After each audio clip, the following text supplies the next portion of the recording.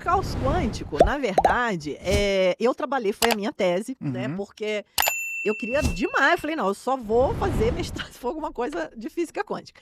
E o professor que trabalhava com partículas diretamente, no ano que eu ia começar a tese, ele tirou uma licença por problema psiquiátrico. Gente, isso é outra coisa que eu ia falar, essa coisa que físico endoida não é mentira, não. Uhum. O pessoal pira mesmo, porque assim, exige muito da cabeça realmente, né?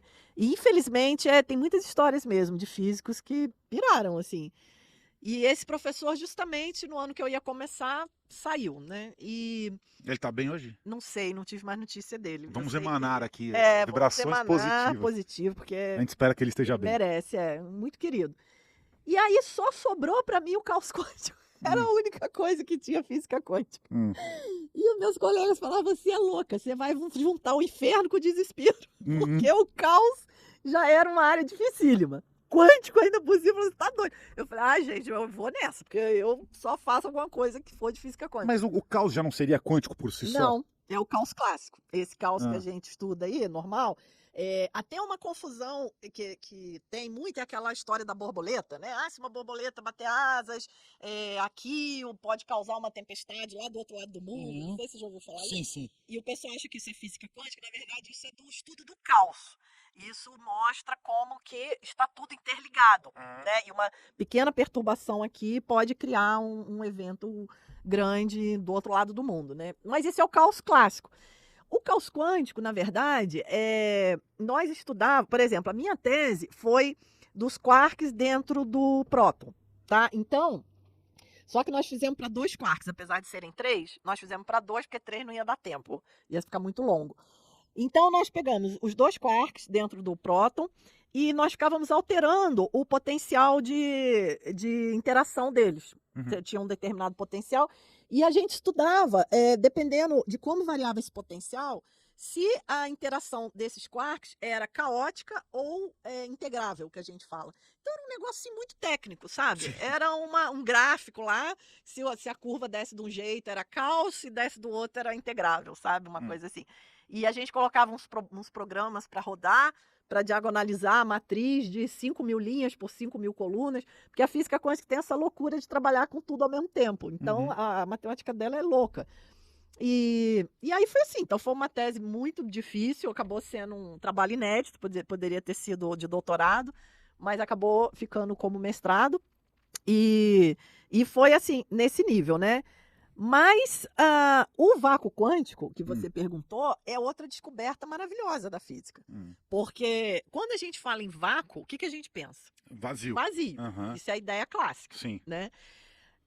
Só que o vácuo quântico, ele é tudo menos vazio. Por isso que eu estou falando que a física quântica inverte tudo. Uma vez eu assisti uma palestra na USP, que foi magnífica aquela palestra. O primeiro slide do cara era um fundo branco com uma partícula pintadinha de preto. Quer dizer, não tinha nada e tinha a partícula. Aí ele vai desenvolvendo ao longo da palestra, lá vai mostrando as equações e tal. Aí no último slide, ele mostra um slide todo pintado de preto e uma bolinha branca no início. Então no final ele chega, que é o contrário, que a partícula é vazia, como a gente já viu, e o que está em volta é que está cheio, que é o vácuo quântico. Por quê? Porque nós já falamos de antipartícula aqui, né? Que é o pósitron, que é a antipartícula do elétron. No vácuo quântico, existe uma coisa que a gente chama de espuma quântica, que é a transformação de energia em matéria. Então, você tem ali aquela sopa de energia, digamos assim, e de repente, aquela energia, ela pipoca em 2 partículas. Só que uma é matéria e a outra é antimatéria. Tá? Isso também é um resultado do princípio da incerteza, porque o princípio da incerteza também diz isso, que por um espaço de tempo muito pequeno, você pode ter uma grande variação de energia. Então, num tempo ali muito pequenininho, dá um pico de energia doido lá e materializa partícula e antipartícula. Só que a partícula com antipartícula, ela se aniquila. Logo depois, ela cria e se aniquila. E aí ela se aniquila em energia de novo. Então, isso cria o que a gente chama de espuma quântica. Por isso que a teoria da relatividade e a mecânica quântica não batem. Porque na teoria da relatividade, o espaço-tempo é suave. É uma coisa, né, assim, tranquila. E na teoria quântica existe essa espuma quântica. Quando você pega o espaço-tempo e vai ampliando ele, né, e vai chegando na escala de Planck, que é aquele número bem pequenininho, você vai achar essa espuma quântica. E o vácuo quântico, ele foi comprovado num experimento chamado efeito Casimir. Olha que interessante. Efeito Casimir. Ah, lembrou que você estudou na faculdade? Sei Sim, lá onde? eu lembro bem disso aí na minha cabeça, efeito Casimir. Agora você vai entender o efeito Casimir. O efeito Casimir, a coisa meio que começou com ele, porque o efeito Casimir foi um experimento proposto por esse físico, chamado Casimir, onde ele propôs colocar duas placas paralelas no vácuo e imaginou que essas placas iriam se juntar, que teria uma força empurrando essas placas. E realmente aconteceu isso. Aí a pessoa falou, gente, mas vácuo não tem nada. Como é que força é essa que empurra as placas, né? Por que acontece isso? Porque entre as placas vai caber um determinado número de ondas que tem um número certo de picos e vales que cabem naquele pedaço. Em volta vai ter muito mais, porque não limita. Então você vai ter muito mais energia em volta do que dentro. Por isso que as placas são empurradas uma contra a outra. Deu para entender? Sim. Então, aí foi comprovado que realmente existe, o vácuo quântico não é vazio, né? Que realmente existe essa energia. E aí vem essa teoria quântica que mostra, né, que surgem esses pares partícula-antipartícula que se aniquilam e fazem essa turbulência do espaço, né?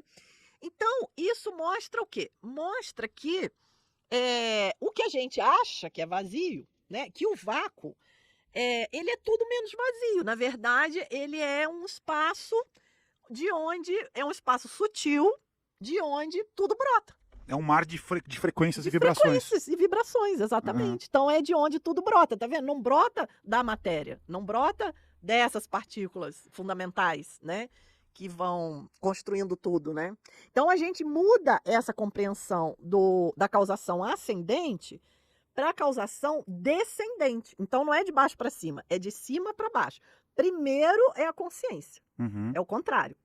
Aí a consciência vem se colapsando em níveis sutis até que chega ao nível que a gente entende como material, né? Como grosseiro. Entendi. Então a nossa individualidade física aqui, na verdade, é uma consequência da nossa consciência. Perfeito. Então a consciência que vibra. Exatamente. Então a vibração que gera energia e gera matéria. Exatamente, perfeito.